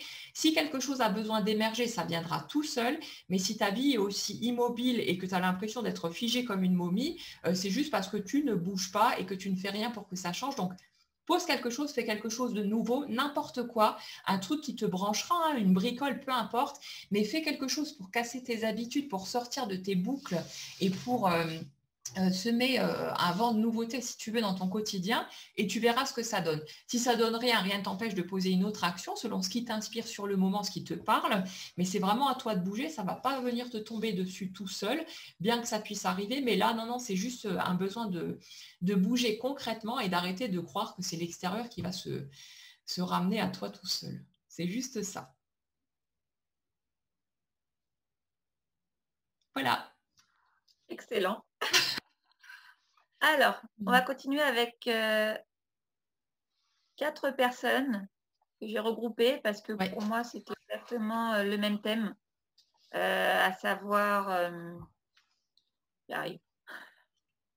ce sont des personnes qui ont ce besoin de toujours se conformer à ce que les autres, parents, collègues, société attendent de nous, enfin d'eux. Toujours vouloir être une bonne personne, quoi qu'il arrive, pour plaire aux autres. Le bon fifi, la bonne fifi, ne jamais montrer ses mauvais côtés pour pas. Voilà, c'est les peurs ancestrales. Si on est mauvais, on va en enfer. Voilà, cacher coûte que coûte nos mauvais côtés, nos travers, vivre avec un œil caché. Donc pour ça, on va se pencher sur les questions de Marie, pareil, qui avait besoin de plaire à ses parents quand elle était petite fille, toujours chercher leur approbation, toujours se conformer à la société, respecter les normes, c'est très important de respecter les normes, respecter l'image qu'on doit donner, etc. Avec Colette qui est dans la soixantaine et qui en a ras-le-bol de ne pas accepter le côté moins beau d'elle-même, le côté pas gentil qu'elle a toujours voulu cacher pour pas fâcher, pour faire plaisir, pour pas décevoir aussi. Donc voilà, elle aimerait bien lâcher un peu tout ça parce qu'elle a peur en fait que si elle montre tous ses mauvais côtés, elle ne se fasse plus aimer, ne soit plus aimée.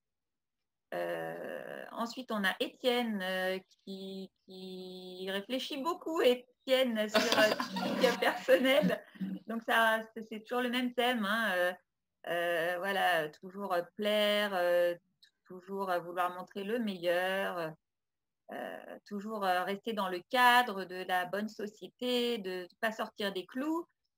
Christine, enfin, qui n'arrive pas à accorder d'importance à ce que les autres pensent d'elle et donc elle se rend compte qu'elle porte beaucoup de masques parce qu'elle aime qu'on l'apprécie. Christine, elle veut qu'on l'aime aussi. Elle aime être félicitée, elle aime qu'on reconnaisse que c'est une belle personne. Voilà, donc elle a peur de ne plus avoir de valeur si elle ne se montre pas exemplaire à tout niveau. Oui. Et voilà, un sujet qui te touche, Laure, donc je te laisse. Exactement, ça c'est le genre de truc qui me fait bien monter en tension. Alors de toute façon, Clairement, quand on se tord dans tous les sens à montrer qui on n'est pas, à porter des masques, et en ce moment, on en a tellement ras-le-bol des masques qu'on n'a pas besoin de ces couches-là supplémentaires. Mais quand on passe son temps à faire semblant d'être qui on n'est pas pour plaire ou par peur de déplaire, la première personne qui nous aime pas, c'est nous. Et comment est-ce que vous voulez avoir un miroir qui vous aime sincèrement si vous passez votre temps à montrer autre chose que ce que vous êtes vraiment? Donc là, on revient dans un truc dont on avait déjà parlé tout à l'heure. Vous êtes conscient d'être en train de jouer un jeu, de faire semblant, ça on le rencontre dans toutes les relations toxiques, hein, tous les trucs de dépendance affective qu'on a vécu pour la plupart au moins une fois dans sa vie, mais on se présente à l'autre sous un certain jour, alors c'est tout beau, tout rose, hein, c'est tout mielleux, waouh, quel grand amour j'ai trouvé là, etc. Et puis petit à petit, on commence à se rendre compte que tiens, l'autre c'est bizarre, il a réagi bizarrement là, où il y a ça et ça qui cafouille. Et puis après, les disputes commencent à se multiplier et puis on commence à voir l'autre sous un jour nouveau et puis on ne le reconnaît pas. Alors on s'engueule pour essayer de faire plier l'autre et qu'il nous redonne cette version de prince charmant ou de princesse qu'on avait au premier plan. Et puis on ne comprend pas ce qui se passe. Mais en fait, c'est juste des masques qui sont en train de tomber au fur et à mesure. On s'est mis dans un piège soi-même à vouloir faire semblant d'être qui on n'était pas et en croyant que on allait s'apercevoir de rien. Mais intérieurement, on sait très bien que ce n'est pas le vrai nous quelque part, celui qu'on va montrer à ses meilleurs amis, à ses proches parents, etc. Les gens avec qui on se sent en sécurité, de qui on n'a pas peur de plus être aimé en étant simplement soi, avec qui on se sent suffisamment en sécurité pour se montrer comme ça. Donc, du coup... vous, comment est-ce que vous voulez vous aimer si vous passez votre temps à faire semblant d'être qui vous n'êtes pas? On déteste ces postures chez nous, qu'on en soit conscient ou non. Donc, c'est logique finalement qu'on se retrouve face à des personnes qui ne vont pas nous aimer sincèrement ou par rapport auxquelles on va avoir des doutes peut-être, parce que finalement, on est en train de montrer tout autre chose que qui on a vraiment envie d'être, qui on est en dessous avec les personnes avec qui on se sent en sécurité et c'est insupportable. Donc non, il n'y a pas à se conformer. La société attend de nous, mais qui dit quoi? C'est juste une posture extérieure et puis nous, on suit le mouvement comme des moutons parce qu'on veut être dans les clous, on veut suivre la ligne pour plaire, pour cocher les petites cases, etc. Mais plus ça va et dans ce sens-là, et plus on se rend compte à quel point c'est insupportable et à quel point on a besoin d'être nous-mêmes finalement, d'exprimer notre personnalité, notre façon d'être. Donc non, c'est une permission à se donner à soi-même. C'est Colette qui parlait de ses moins beaux côtés. Moi, perso, j'adore les gens qui sont authentiques, qui vont savoir pousser leur coup de gueule, qui vont râler quand ce sera nécessaire, qui vont monter dans les tours quand quelqu'un d'autre va chercher à les piétiner. J'ai horreur des gens qui sont tout lisses, qui sont tout gentils, tout mielleux, toujours complaisants. Moi, ça me fait fulminer et ces gens-là dégagent directement de mon cercle de toute façon. Donc non, Colette, il n'y a pas besoin d'avoir peur de montrer ces aspects-là. Et au contraire, hein, les autres le sentent, hein, même si c'est pas forcément conscient, mais on le perçoit, le côté faux qu'il y a dans certaines de nos postures à vouloir être gentil à tout prix. Comme on le disait tout à l'heure par rapport au rôle de maman, l'image qu'on donne quelque part aux autres, à vouloir être toujours bien carré, bien dans les clous, etc., ça fait que les autres se disent il faut que je sois comme ça aussi, et puis ça enferme tout le monde dans le même modèle, si vous voulez. Alors que quand on se donne la permission d'être soi-même, ça risque de faire cogiter pas mal de monde par ricochet en se disant après tout, ouais, moi aussi j'ai le droit d'être moi, j'ai le droit de pousser mes coups de gueule, j'ai le droit de dire stop, j'ai le droit d'être en colère, j'ai le droit de ressentir ce que je ressens, et puis voilà. Donc suivez ce que vous avez envie de ressentir, de suivre, ressentez les choses comme vous les ressentez selon ce qui est juste pour vous, et lâchez les clous si vous n'avez plus envie d'y être.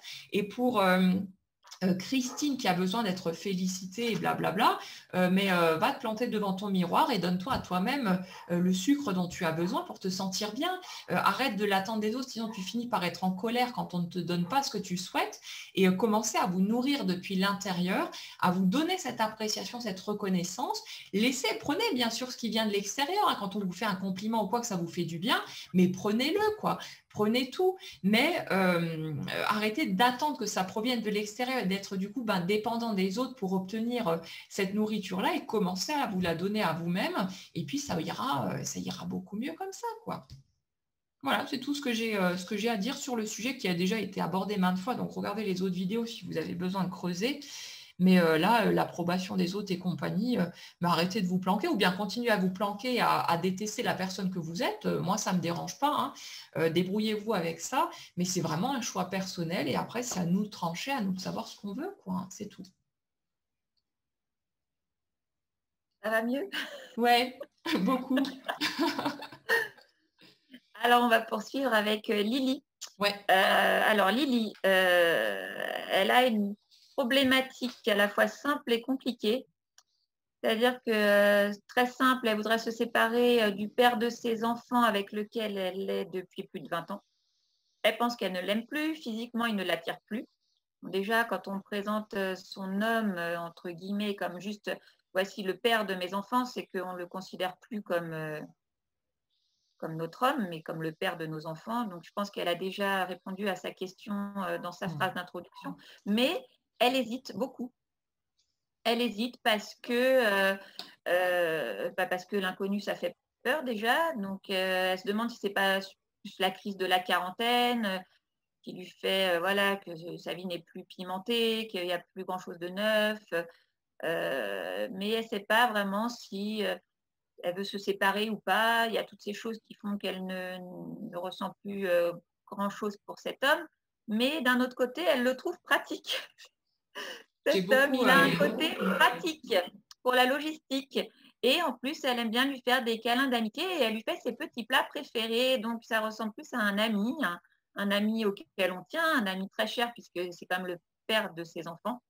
Mais voilà, c'est pas l'amant passionné et fougueux. Donc, elle ne sait pas quoi faire. Elle est complètement perdue au milieu de tout ça. Alors moi j'ai bien aimé Lily, quand tu parles justement des bons petits plats que tu y fais et tout le reste, que tu dis bref, je suis hyper sympa. Moi j'aurais dit hyper faux cul en fait. Parce que ah bah non cache, parce qu'en fait tu es parfaitement clair sur le fait que tu ne veux plus de cet homme-là. Le seul truc, c'est qu'effectivement, il est pratique, il est arrangeant parce que ça te permet de garder un confort matériel, ça te permet de garder une certaine image de toi et de ne pas passer à tes yeux pour la connasse de service qui va briser une famille, un couple. Et j'ai l'impression que c'est surtout la trouille qui est derrière tout ça. Le fait que tu as peur de, si tu veux, d'assumer le fait d'être celle qui va mettre fin à cette relation, et que tu es la famille, les amis ou les gens autour de toi qui viennent te dire ah ouais mais t'as pas honte, regarde un peu comment tu le traites, cet homme il est quand même bien et vous vous entendez bien et puis c'est le père de tes enfants, etc.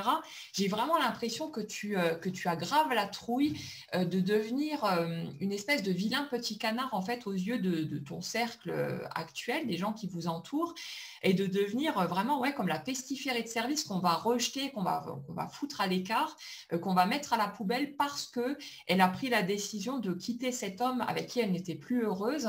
Oh mon Dieu, la honte, c'est quand même le père de ses enfants. Donc, pour moi, tu es parfaitement clair sur le fait que tu n'as plus aucune envie de vivre quoi que ce soit avec cet homme. Oui, c'est quelqu'un effectivement qui compte encore pour toi parce qu'il y a tout un vécu, c'est normal. Parfois on passe par des phases de colère et on connaît bien ce genre de choses aussi. Et puis on se met à détester, entre guillemets, la personne qui est en face de nous parce qu'elle nous a fait du mal, parce qu'elle est venue appuyer sur nos blessures, etc.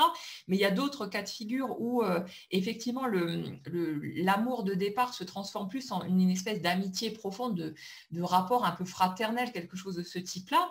Et l'autre, on le considère comme un membre de notre famille à part entière, évidemment, mais il n'y a plus d'envie de partager au niveau sexuel, au niveau intime, au niveau amoureux, même de faire des bisous, ce genre de choses. Donc, pour moi, Lily, tu es juste en train de te mentir à toi-même et d'essayer de te convaincre, de te faire tout un speech. Mais j'ai l'impression que d'un côté, tu as peur de te retrouver en gros à la rue sans le sou et dans une vie misérable, alors que la vie actuelle pour toi est plutôt confortable. Et tu as peur, j'ai l'impression que celle-là, elle est quand même assez costaud, peur de devenir la pestiférée de service et d'être celle qui va être rejetée par tout le monde autour de toi. Donc, il va falloir trancher, il va falloir choisir. Soit tu prends le risque effectivement d'avoir une vie moins confortable et peut-être de voir certaines personnes te tourner le dos en sachant que les gens qui t'aiment sincèrement ne vont pas te lâcher parce que tu fais le choix d'être heureuse, quoi. Tes amis, ta famille, les gens qui t'aiment, mais ils veulent que tu sois heureuse. Alors bien sûr qu'on n'a jamais envie de voir les autres se séparer, peut-être parce que ça nous ramène à notre propre vie et qu'on a peur de voir le truc nous tomber dessus, ce genre de choses. On aimerait voir les gens qu'on aime heureux et voir les couples qu'on aime heureux ensemble, mais si les gens autour de toi voient simplement que bah, ça te rendait plus heureuse et que tu as envie de vivre autre chose, mais bien sûr que ceux qui t'aiment sincèrement vont te souhaiter le meilleur. Ceux qui pourraient te tourner le dos, c'est juste un manque de sincérité. Parfois aussi du soutien par rapport à la personne qui est quittée, une espèce de solidarité hein, vis-à-vis de l'autre. Et c'est pas contre toi, contre la personne qui quitte. Mais là, pour moi, tu es juste en train de te raconter des gros bobards et tu n'es pas hyper sympa, tu es juste hyper focus avec lui. Tu essayes de le gâter pour qu'il reste avec toi, qu'il ne te jette pas, qu'il ne se rende pas compte à quel point tu n'as plus aucune envie d'être avec lui. Et c'est franchement, je ne sais pas comment tu fais pour continuer à t'accepter avec ça quelque part. Au bout d'un moment, ça va devenir insupportable. Tu n'arriveras plus à te regarder en face et à continuer avec ton mensonge. Donc après, il n'y a pas de voie juste ou fausse. C'est à toi de voir ce que tu es prête à faire comme pas ou non, ce que tu es prête à accepter ou pas, et voilà. Mais c'est plus une question de je mets dans la balance d'un côté mon petit confort et de l'autre côté la vie que j'ai vraiment envie de vivre, mon bonheur personnel finalement. Et tant que ton confort il pèse plus lourd dans la balance que ton bonheur, bah, tu vas continuer à rester dans cette situation. Et à partir du moment où ton bonheur va enfin devenir la priorité, que tu vas te choisir toi, on y revient encore, bah là, tu pourras trancher, tu pourras assumer ce que tu ressens, ce que tu veux, et bah, oser aller te confronter au regard des autres. Mais pense à toi, fais les choses qui sont justes pour toi, va à ton rythme, ma foi, mais c'est vraiment, pour moi, tu es parfaitement clair, tu sais exactement où tu veux aller, tu es juste en train de te chercher des excuses pour ne pas... Parce que si tu veux, si tu admets que tu n'as plus aucune envie d'être dans cette relation, ben, quelque part, tu vas te sentir super hypocrite et tu ne vas pas arriver à continuer à y aller en vivant avec ce fardeau-là. Donc là, tu es obligé de te mentir à toi-même et de masquer le truc pour continuer à te servir le plat. Oui, mais peut-être que, parce que quand même, c'est une bonne personne, etc. Et on s'entend bien. Donc, tu es juste en train de te raconter des bobards pour ne pas avoir à assumer. Donc après, c'est à toi de voir. Il n'y a pas de bonne ou de mauvaise réponse. Il n'y a pas de choix juste ou faux. C'est juste à toi de trancher, à savoir ce qui est le plus important pour toi, ton confort, ta sécurité, entre guillemets, ou ben, ton bonheur personnel et toi, tout simplement. Voilà. Une réponse passionnée encore. Yes. Bon, bah, du coup, on va continuer avec Sabrina. Oui. Sabrina, qui avant était très sociable, très enjouée, qui adorait être très entourée par sa famille, passer les vacances en famille, voilà, être en groupe. Seulement en vieillissant, c'est plutôt l'inverse qui se produit. Donc Sabrina, maintenant, elle aime être seule, elle se sent envahie par l'extérieur, elle aime rester dans son petit cocon, tranquille, sans qu'on la dérange. Donc jusqu'ici, rien d'anormal ou de problématique. On a le droit d'aimer la solitude du moment que c'est quelque chose qui nous rend heureux. Le problème de Sabrina, c'est que son entourage ne comprend pas ce changement de version et qu'elle a du mal à leur faire comprendre son besoin de solitude. Ouais, en fait, Sabrina, tu dis, je sens que mon entourage ne comprend pas, mais c'est juste ton ressenti, en fait. Hein. Si tu l'assumais simplement, le problème chez toi, c'est que tu crois que ton besoin de solitude qui arrive au fur et à mesure, c'est quelque chose d'anormal, en fait. Comme si on en revient au fait de se conformer, de suivre un modèle prédéfini. C'est comme si tu étais parti dans l'idée que parce que petite fille, tu étais très sociable, que tu adorais le contact avec les autres, tous ces trucs-là, que tu étais censé en fait passer tout le reste de ta vie à vivre exactement la même chose, avoir exactement les mêmes envies, les mêmes ressentis, etc. Et du coup, là, tu comprends pas pourquoi est-ce que maintenant tu ressens le besoin d'être seule, que tu aimes moins qu'on vienne te titiller, qu'on débarque chez toi à l'improviste, ce genre de truc. Perso, j'ai horreur de ça aussi, hein, donc il n'y a pas à s'en faire toute une histoire. Il faut simplement que tu te mettes d'accord avec toi-même et accepter le fait que nos envies, elles évoluent, mais tout au long de notre vie. Aujourd'hui, tu peux vouloir quelque chose et demain, tu pourras vouloir autre chose, ou même dans 5 minutes.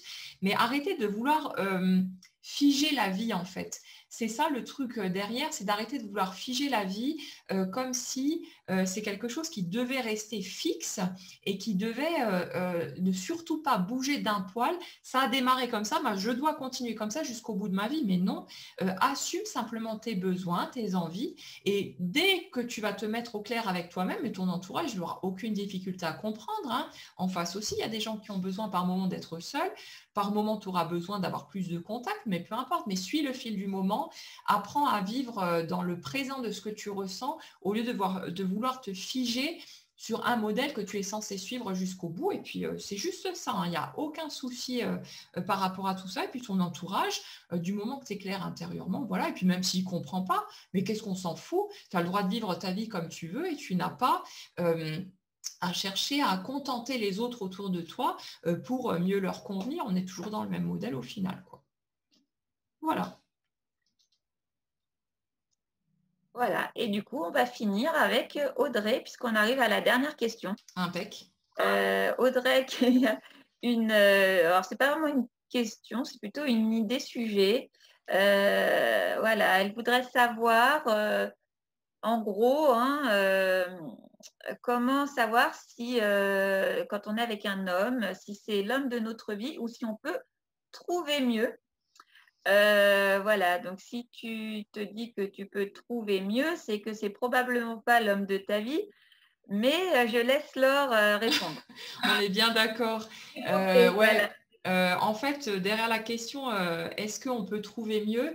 Il y a le truc, je suis en train de me contenter de quelque chose de confortable qui est suffisamment sécurisant pour moi pour me sentir justement confortable et tout ça. Mais je ne suis clairement pas en train d'aller dans la direction que j'ai réellement envie de prendre. Généralement, les directions qu'on a vraiment envie de prendre, c'est celles qui nous font le plus peur. Hein.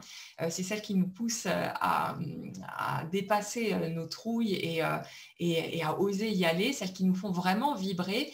Et puis, il y a l'autre version où on se contente des gens avec qui c'est confortable pour nous. Souvent, on se retrouve dans le rôle... un peu de la maman, entre guillemets, de son conjoint. Il y a ce genre de trucs, les femmes castratrices, où l'homme se sent écrasé, où l'homme se comporte comme un gros gamin aussi, parce que la femme ne laisse pas de place à l'homme pour prendre son rôle d'homme, justement. Mais derrière tout ça, il y a le fait que la femme a besoin de se sentir en sécurité, qu'elle ne veut pas un homme, un vrai homme, et pas dans le sens une question d'âge ou quoi que ce soit. C'est une question de positionnement de l'homme responsable qui s'assume, qui est lui-même, etc. Que la femme ne se sent pas en sécurité. Bon, on peut l'inverser aussi, mais je le prends comme ça parce que je suis une femme et puis voilà. La femme ne se sent pas en sécurité avec un homme qui prendrait des décisions par lui-même, qui serait capable de s'assumer, parce que cet homme-là serait capable de la quitter du jour au lendemain pour lui dire, écoute, moi cette relation ne me convient pas, allez, je me casse. Et alors que l'homme gamin qui a besoin d'elle et qui se raccroche à elle comme à une maman, c'est l'homme qui ne la quittera pas. C'est l'homme qui ne va pas fuir, c'est l'homme qui va rester bien sagement à sa place. Sauf que la femme en face, elle fulmine parce qu'elle dit, mais punaise, il n'est pas capable de sortir les poubelles par lui-même, il fait jamais rien tout seul, il faut tout lui dire. Mais c'est quoi ce mec? Mais j'en peux plus. Et en fait, c'est là aussi, c'est une forme d'hypocrisie quelque part envers soi-même, parce qu'on est juste en train de ne pas regarder le fait qu'on n'a pas envie d'être avec ce type d'homme, on a choisi ce type d'homme par défaut en quelque sorte, parce que c'était confortable, et ce n'est pas le genre d'homme qu'on a vraiment envie d'avoir en face de soi. Donc au bout d'un moment, il faut se mettre au clair par rapport à tout ça, par rapport à la peur de louper quelque chose ou de regretter ou quoi que ce soit, ça c'est juste encore une question de oui, mais maintenant je me retrouve seule, mais j'avais quand même ça, et puis il était quand même gentil, hein, et puis il faisait ça, de temps en temps il me rendait service, et ceci et cela. C'est le même topo que Lily tout à l'heure, l'homme pratique et confortable. Alors moi, ça me bouffe ce genre de terme parce que ça fait passer les gens pour des ustensiles comme si on devait servir à quelque chose et ça m'énerve grave. On n'est pas des objets, on n'est pas censé servir à quoi que ce soit. Si vous voulez, le seul motif valable, à mon sens en tout cas, hein, dans une relation, c'est d'avoir du plaisir à être auprès de l'autre. Si vous êtes en relation pour une quelconque autre raison, que ce soit financière, une question de oui, mais c'est le père de mes enfants ou la mère de mes enfants, etc., une question de on reste pour les enfants ou n'importe quoi d'autre, pour moi, ce sont des raisons, mais vraiment pourries de rester en relation. Mais ça, c'est mon point de vue, hein, chacun fait comme il le souhaite. Mais là, on est vraiment dans un truc, je me sers de l'autre pour remplir le vide, je me sers de l'autre pour peut-être pas passer pour un con aussi, parce que je sais pas, on n'a pas envie de se retrouver tout seul comme un con, à imaginer que les autres vont nous juger de telle ou telle façon parce qu'on est seul et puis on n'est pas forcément dans une relation de couple. Ça nous ramène au fait de croire qu'on est en train de rater sa vie si on n'est pas dans une relation de couple, qu'on n'est pas marié, qu'on n'a pas de gosse, qu'on n'a pas la maison, la voiture, le travail et tout le bordel autour. Donc non, c'est un grand n'importe quoi. Concrètement, la personne qu'on va avoir en face de nous, ça pourrait être n'importe qui. On va vivre les mêmes étapes, si vous voulez, parce que les choses qu'on va vivre concrètement vont refléter notre énergie. Donc, que ce soit une personne ou une autre, ça reviendrait au même de toute façon. Donc, il n'y a pas de bonne personne ou de mauvaise personne. Il y a juste les personnes avec qui on ressent plus de choses, peut-être avec qui on a envie de vivre les choses comme ci ou comme ça. Et parfois aussi, quand on ne vit pas les choses qu'on aimerait vivre avec certaines personnes, c'est parce qu'on n'est pas en mesure d'accepter le fait de pouvoir se planter avec cette personne-là ou de pouvoir vivre un éventuel échec avec cette personne. Donc, si vous voulez, quand dans notre système de croyance, il y a un truc qui pourrait éventuellement faire capoter la relation parce qu'on est encore en train de croire que telle ou telle chose, il y a des personnes avec qui on va impérativement refuser, inconsciemment, mais refuser quand même, de vivre les choses, ces étapes-là avec ces personnes, parce que pour nous, ce serait insupportable de voir cette relation-là capoter et se briser en mille morceaux. Du coup, on va soit faire le chemin en solitaire, soit peut-être vivre ces étapes avec d'autres personnes avec qui ce sera plus confortable pour nous de vivre ces étapes-là parce que du coup, on n'aura pas la douleur possible qu'on imagine vivre si on devait vivre ça avec une personne qui compte tout particulièrement pour nous. Et ça explique aussi parfois pourquoi certains liens bloquent. Pour le reste, concrètement, vous pouvez avoir n'importe quelle personne en face de vous, vous allez vivre exactement le même type de scénario. Ça va se présenter différemment, l'autre l'exprimera peut-être pas de la même façon, mais ça va vous amener à ressentir les mêmes choses parce que c'est le strict reflet de l'énergie qui se dégage de vous. Et quand ça pique, quand ça cafouille, quand ça clash, c'est uniquement pour vous permettre de prendre conscience de votre système et d'avoir la possibilité de le remettre en question, de le faire basculer pour vous ouvrir à d'autres possibilités et donc faire bouger votre énergie, votre vibration et ce qui va s'exprimer dans la matière en rapport avec ça. Donc Audrey, il n'y a pas de choix meilleur qu'un autre. Il y a juste le choix qui t'inspire maintenant et soit tu as envie d'être avec la personne avec qui tu es, soit tu te rends compte que c'est trop fat pour toi ou que ça ne remplit pas tes critères ou j'en sais rien, qu'il n'y a rien dans tes tripes, que ça ne te remue pas et du coup tu as envie d'aller dans une autre direction et puis voilà, il n'y a pas de choix juste ou faux, il n'y a pas de risque de se planter ou quoi que ce soit et si pour une question d'horloge biologique vous vous contentez d'une demi-mesure parce qu'il faut vite planter la graine, sinon mon Dieu on va passer à côté du truc de notre vie, c'est encore une question de choix. Et puis la séparation aura lieu après, puisque vous êtes de toute façon en train de vous contenter d'eux, et puis voilà, ou alors vous allez rester avec jusqu'au bout et rester dans une relation de merde toute votre vie, c'est votre droit aussi. Si vous n'avez pas envie de ressentir des choses plus puissantes ou quoi que ce soit, c'est OK comme ça, il n'y a pas de souci du moment que vous, ça vous convient, quoi. Donc à chacun de voir où il a envie de mettre le curseur, mais il n'y a pas de meilleur choix qu'un autre, il n'y a pas de bonne personne, il y a seulement des personnes avec qui on va vraiment ressentir un truc parce que nos énergies seront plus alignées, seront beaucoup plus proches, notre fréquence sera beaucoup plus semblable quelque part et du coup, ça nous remue les tripes, ça nous fait bouger différemment. Et il y a des personnes pour qui on ne ressent rien parce que la fréquence est très différente. Ces personnes, peut-être qu'elles passent sur notre chemin pour nous aider à prendre conscience de certains trucs et représenter des étapes, mais il n'y a pas de bon ou de mauvais choix. C'est à nous de voir ce qu'on veut vraiment et d'accepter ou non de faire le chemin pour aller vers ce qu'on souhaite véritablement. C'est vraiment une question de ça, quoi. Voilà, voilà. Ok, oui. Tout est clair, tout est limpide. Tu avais envie de rebondir sur quelque chose ou d'ajouter quelque chose, Cécile?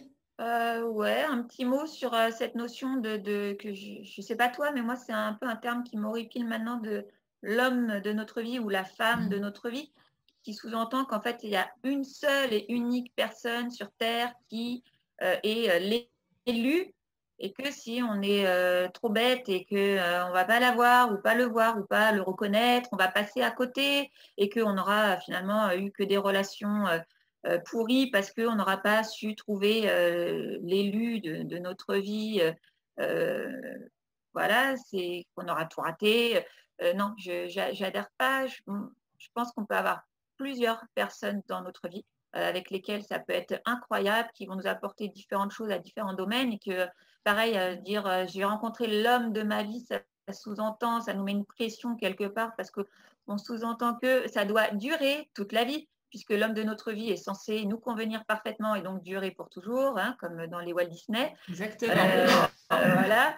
Donc, si jamais ça foire, que l'homme soudain de notre vie nous trompe ou nous lâche, ou tout simplement nous, on l'aime plus, ou qu'on a envie d'autre chose, ou qu'on a évolué différemment, on a l'impression d'être en échec, alors qu'en fait, on a vécu une très belle histoire.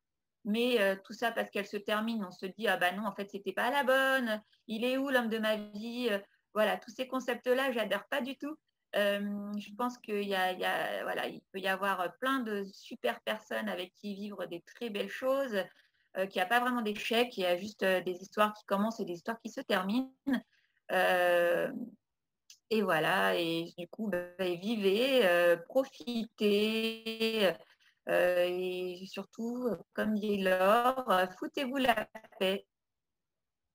Exactement, on est bien d'accord. Ouais, merci d'avoir précisé parce que c'est vrai qu'on se met beaucoup de pression par rapport à ce terme-là. Et puis bon, nous, perso, on peut plus les entendre, ce genre de truc. Donc ouais, effectivement, c'est un joli mot de la fin. Alors déjà, merci beaucoup Cécile parce que c'est vraiment top d'avoir pu faire le truc ensemble. Et puis voilà. Ça faisait un moment hein, que enfin, tu le sais que j'avais envie de faire un truc, enfin, de plus faire forcément ça toute seule dans mon coin. Donc là, franchement, la proposition est tombée, mais super top. Et ça, c'est assez bien goupillé. Voilà, j'espère que ça vous aura parlé, que ça vous aura éclairé. Donc, vous pouvez retrouver Cécile aussi sur son site cécileguidanceetrituel.fr. Je ne me trompe pas, c'est bien la bonne adresse. De toute façon, vous aurez l'adresse en dessous de la vidéo dans le descriptif. Et puis voilà, et puis on verra comment ça va évoluer tout ça, mais il y aura d'autres choses qu'on va vous proposer en duo comme ça, et puis qui évolueront au fur et à mesure. On verra les étapes à franchir aussi. Mais c'était vraiment cool et puis j'espère que ça vous aura apporté de nouvelles clés, de nouvelles réponses. Et puis voilà, n'hésitez pas à commenter, à partager ce que vous avez envie de partager. Et puis voilà. Donc très bonne journée à tous et puis on se retrouve bientôt. Merci Cécile. Bye.